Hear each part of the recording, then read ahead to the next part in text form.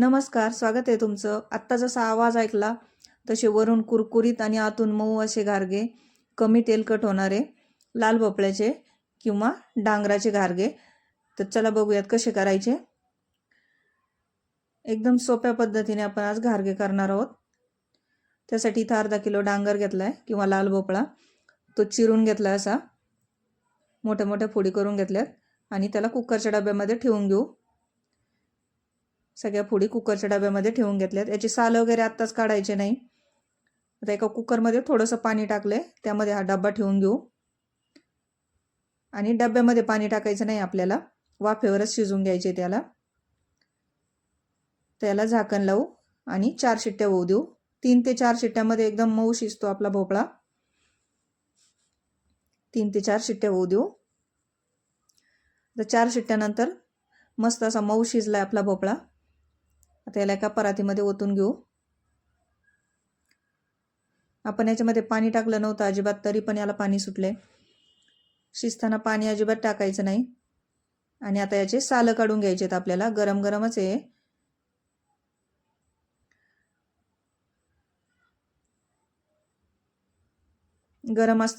थोडंसं गरम असतानाच सालं काढायची, म्हणजे याच्यामध्ये गूळ घातला की तो पटकन विरघळतो. अगोदर जर सालं काढली तर खूप त्रास होतो सालं काढायला, पटकन निघत नाहीत आणि निघाले तरी त्याला गर जातो भरपूर. त्यामुळे असे शिजल्यानंतर काढले की याला गर जरी गेला तरी आपल्याला चमच्याने काढून घेता येतो. त्यामुळे शिजून झाल्यावरच याचे सालं काढायचे. असं याला गर राहिला तर सुरीने किंवा चमच्याने काढून घ्यायचा. आता सगळ्या भोपळ्याचे सालं काढून झालेत. एक स्मॅशर घ्यायचा आणि त्याने याला स्मॅश करून घ्यायचे भोपळ्याला. सगळा भोपळा आपण इथे कुस्करून घेऊ. आता आपला भोपळा झाला इथे स्मॅश करून.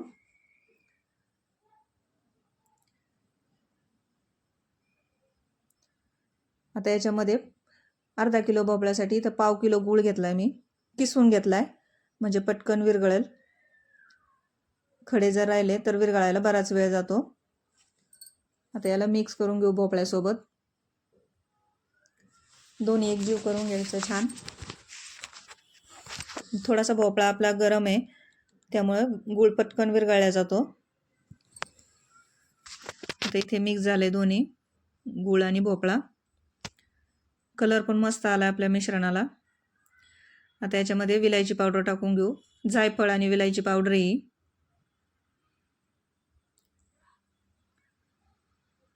आता याच्यामध्ये मी 2 वाट्या गच्च भरून पीठ घेतले, पण यातलं 1.5 वाटी आपण अगोदर टाकू आणि नंतर लागेल तसं टाकू. अर्धी वाटी रवा घेतलाय, बारीक रवा आहे हा. आणि 2 मोठे चमचे बेसन पीठ घालायचं याच्यामध्ये.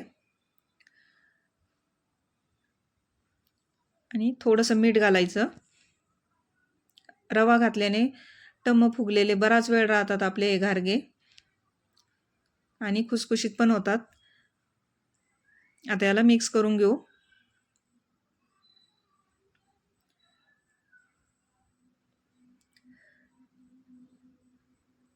सगळं मिक्स करून घेऊ आणि पिठाची गरज पडली तर पीठ घालू.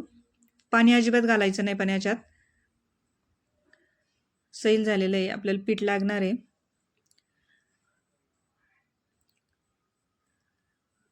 आता आपण ठेवलेलं पीठ याच्यामध्ये घालून घेऊ. कधी कधी भोपळा कच्चा असतो किंवा खूप जास्त पिकलेला असतो, त्यानुसार पीठ कमी जास्त लागू शकतं. तुमच्या या मिश्रणामध्ये जेवढं पीठ बसेल तेवढं घालून घ्या आणि घट्ट गोळा मळून घ्या. गूळ पण तुमच्या आवडीनुसार कमी जास्त करू शकता. आता इथे मळून झालाय आपल्या पिठाचा घट्ट गोळा.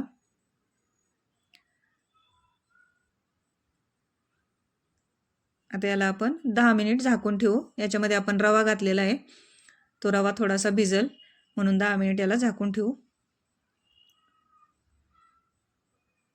आता इथे 10 मिनिट झालेले आहेत. आपलं पीठ छान भिजलेलं आहे. याला एकदा पोळपाटावर घेऊन मळून घेऊ. याची तुम्ही एकच मोठी चपाती लाटून वाटीने किंवा डब्याच्या झाकणाने पण पुऱ्याच्या आकारात कट करू शकता किंवा एक एक अशी सेपरेट केली तरी चालेल. मी इथे उंडे करून घेते एकसारख्या आकाराचे. असे गोळे तोडून घेतलेत आणि नंतर त्याला आकार देऊन घेऊ. सगळे गोळे उंड्याचा आकार देऊन घेऊ. हे गारगे प्रवासामध्ये खायला खूप छान आहेत. 5 ते 6 दिवस एकदम आरामात हे टिकतात आणि जसे शिळे होतील तसे खायला पण छान लागतात. चटणीसोबत, लोणच्यासोबत ते एकदम मस्त लागतात. त्यामुळे कुठे प्रवासाला जाताना नक्की करून बघा. आता लाटून घेऊ याला पुरीसारखं. पण जसे पुऱ्या लाटतो तसेच लाटून घ्यायचे. चपातीसारखं इतकं पातळ ठेवलंय मी आणि याला खसखस लावून घ्यायची. ही खसखस तेलामध्ये गेल्यावर सुटते, त्यामुळे खूप जास्त नाही लावायची किंवा सगळ्या गारग्याला पण लावणार नाही मी. तुम्हाला आवडत असेल तर लावा, नाही लावली तरी चालेल. आता अशाच पद्धतीने आपण सगळे आपले गारगे लाटून घेऊ.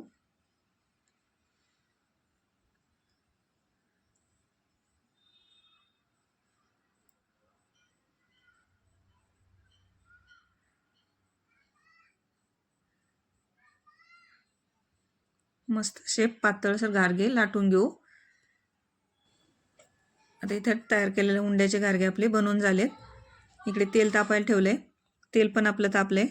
खूप जास्त गरम नाही किंवा खूप थंड नाही, असं तेल मध्यम गरम करायचे आणि त्याच्यामध्ये गारगे सोडून तळून घ्यायचे. गॅस कमीच ठेवायचा आहे आपल्याला.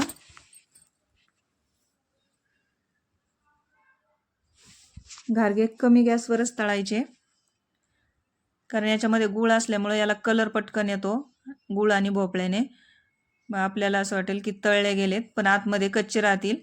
त्यामुळे फुल गॅसवर तळायचे नाही, कमी गॅसवरच तळून घ्यायचे गारगे आपल्याला. मस्त असे खमंग खरपूस तळून घ्यायचे, एकदम कुरकुरीत होईपर्यंत. बघू शकता टम्म फुगलेत आपले गारगे.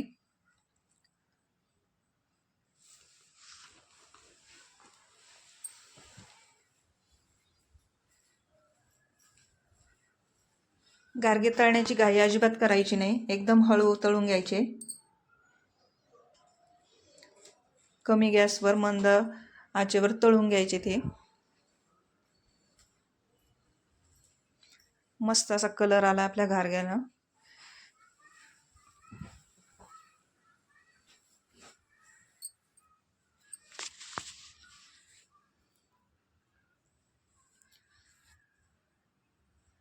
खायला एकदम मस्त लागतात हे. वरून एकदम कुरकुरीत आणि आतली बाजू मऊ असते. शेंगदाण्याच्या चटणी सोबत एकदम छान लागतात.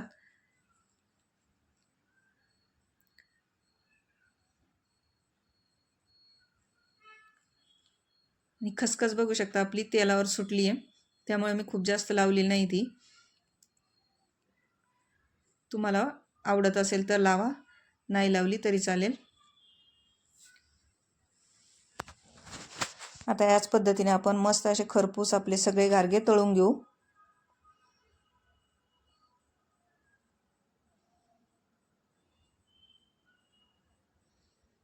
मस्त एकसारख्या रंगावर तळले गेलेत आपले गारगे. आणि हा जर गॅस फुल ठेवला ना तर कुठे जास्त डार्क होतात, कुठे लाईट कलर राहतो, एकसारख्या रंगावर तळले जात नाहीत.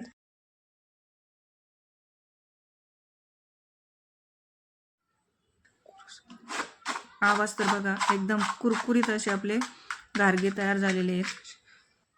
वरतून कुरकुरीत, आतमध्ये खुसखुशीत असे गारगे.